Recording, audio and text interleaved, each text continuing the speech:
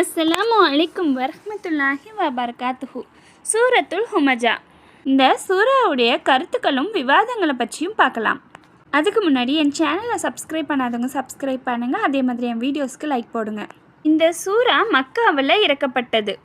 இந்த அத்தியாயத்தில் அஞ்ஞான கால சமுதாயத்தில் பணவெறி பிடித்த தனவந்தர்களிடம் காணப்பட்ட தீய குணங்கள் சில கண்டிக்கப்பட்டுள்ளன.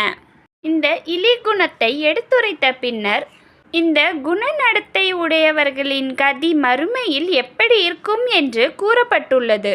இந்த இரண்டு விஷயங்களும் எப்படிப்பட்ட தோரணையில் விளக்கப்படுகின்றவெனில் அதனை செவியுட்போர் இந்த முடிவுக்கு தாமாகவே வந்து விடுகின்றார்கள். அதாவது எந்த முடிவென்றால், இத்தகைய நடத்தை கொண்டவர்களின் கதி இப்படித்தான் இருக்க வேண்டும்.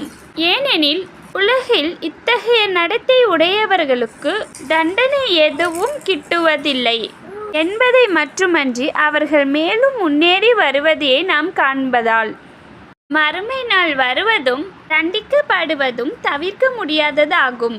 இந்த 99வது அத்தியாயத்திலிருந்து இதுவரையில் உள்ள அத்தியாயங்களின் தொடர்களில் வைத்து பார்த்தால் மக்கா வாழ்க்கையின் ஆரம்ப கட்டத்தில் இஸ்லாத்தின் கொள்கைகளும் அதன் ஒழுக்க அறிவுரைகளும் மக்களின் உள்ளங்களில் எவ்வாறு பதிக்கப்பட்டன என்று நன்றாக புரிந்து கொள்ளலாம். இந்த சூறாவுடைய பொருள்: மக்களை நேருக்கு நேர் இழித்துரைத்து கொண்டும் முதுகுக்கு பின் குறை கூறிக்கொண்டும் திரிகின்ற ஒவ்வொரு மனிதனுக்கும் கேடுதான். அவன் பொருளை சேகரிக்கிறான், மேலும் அதனை எண்ணி எண்ணி வைக்கிறான். அவன் கருதுகின்றான் தன்னுடைய பொருள் தன்னிடம் என்றென்றும் நிலைத்திருக்கும் என்று.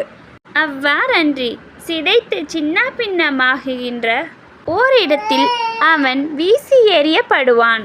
மேலும் சிதைத்து சின்ன பின்னமாகும் அந்த இடம் எதுவென்று உனக்கு தெரியுமா என்ன? அது அல்லாஹ்வின் நெருப்பு.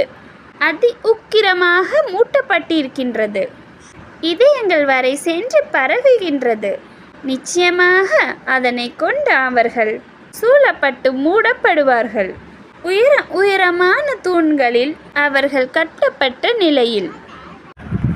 பிஸ்மில்லாஹிர் ரஹ்மானிர் ரஹீம். வைலுல் லிகுல்லி ஹுமஸத்தில் லுமஸா அல்லதி ஜம்அ மாலஹு வஅஸதா யஹ்சபு அன்ன மாலஹு அக்லதா கல்லா லயுன்பதன்ன ஃபில் ஹுதமா வமா